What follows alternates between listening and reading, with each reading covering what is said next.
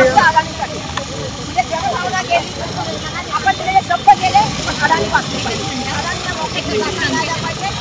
मुंबईचा राज सगळा तरी चालेल, मुंबईचं प्रदूषण तरी सगळं तरी चालेल, पण अडाणीला त्या ठिकाणी जे आहे ते जागा मिळाली पाहिजे, मुफ्तमध्ये मिळाली पाहिजे. ही सरकारी जमिनी ते अडाणीसाठी देण्याचं काम हे सगळ्यात मोठं मुद्दा मला या ठिकाणी सांगायला पाहिजे. नाही त्या ठिकाणी पाठवलं कोणी नाहीये म्हणून आम्ही त्या ठिकाणी उठलो, पण आम्हाला ज्या तऱ्हेने धक्काबुक्की झाली स्पेसिफिकली महिलांना आणि लाडक्या बहिणी बोलण्याने लाडक्या बहिणी होत त्यात वागणुकीचे दिसतात. एक महिला खासदार आहे पण त्याची कशा वागताय? इथं नाही मागायला आले, नाही कोणासाठी मागायला आले, कुठल्या घरासाठी मागायला आले, मी काय केलं? आम्ही लोकांच्या हक्कासाठी लढत आहोत. सगळ्या महिलांना तुम्ही धक्काबुक्की केली, लाडक्या बहिणी सांगता. मात्र तुम्ही लाडक्या बहीण म्हणता, लाडक्या बहीण ज्या लोकांना त्यांनी फसवून मतदान मागितलं आणि ज्या आमदारांना निवडून दिलं त्या आमदारांना विचारतील प्रश्न.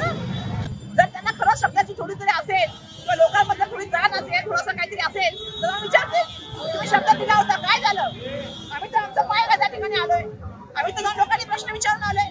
आज पोलिसांची जी भूमिका होती कशासाठी होती? दुसऱ्या मंडळात जोडा, ते आमच्याशी बोलायला पण तयार नाही पोलीस. पोलिसांचं काम काय आहे? कायदा सुव्यवस्था बघणं.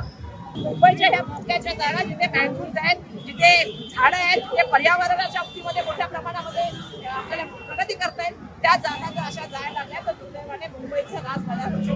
एवढं जर तुमची दादागिरी चालणार असेल की मी आता सांगितलं अधिकाऱ्यांना ही बरोबर परंपरा नाही. महिला खासदार बसलेली आहेत, महिला तुम्ही सगळ्यांना आम्हाला मारताय, कशाला मारताय?